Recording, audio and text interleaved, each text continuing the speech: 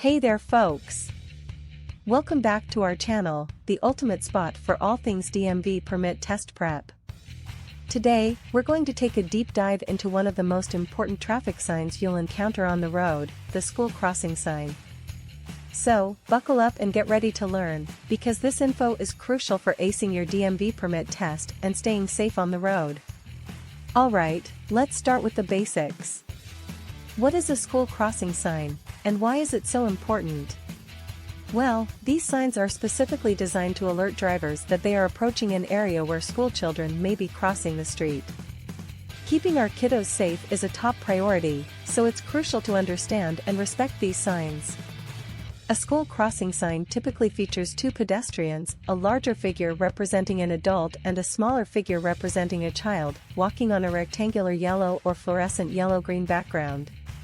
The word school is often written above the figures, and an arrow or a supplementary plaque may be added below to indicate the crossing location.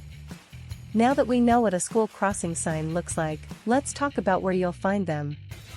These signs are usually placed near schools, playgrounds, or other areas where kids might be crossing the road. You might also see them in residential neighborhoods or on busy streets that are close to schools. Keep your eyes peeled for these signs, and when you see one, be prepared to slow down and stay alert. When you see a school crossing sign, it's essential to take action to ensure everyone's safety. Here are some tips on how to respond.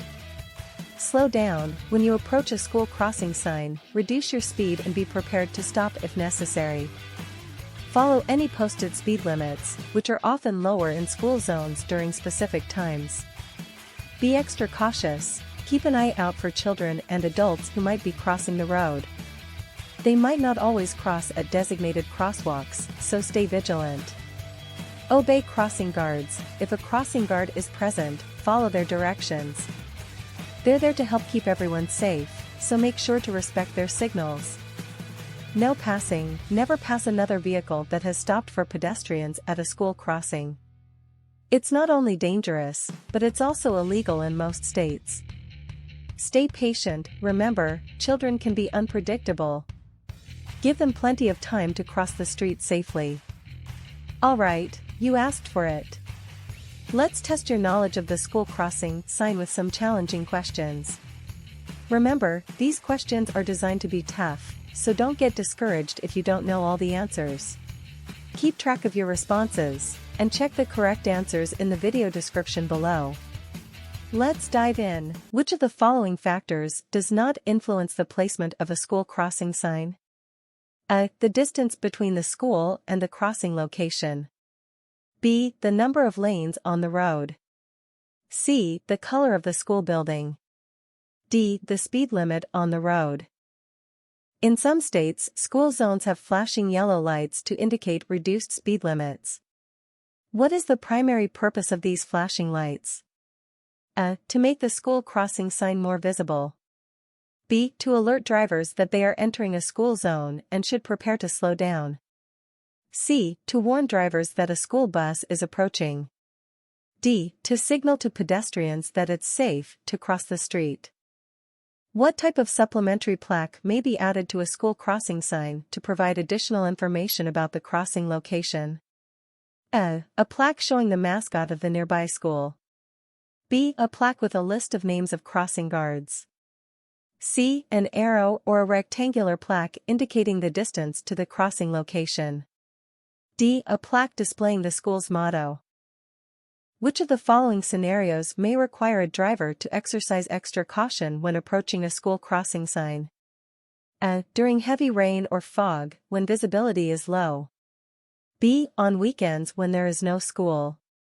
C. On a road with a designated bike lane. D. When the school crossing sign is partially obscured by vegetation. Final question. If a crossing guard is absent from their post at a school crossing, what should a driver do?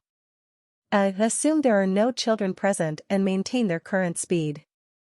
B. Slow down and proceed cautiously, staying alert for pedestrians. C. Report the absence of the crossing guard to the school or local authorities. D. Stop and wait for another driver to proceed before following them. And there you have it.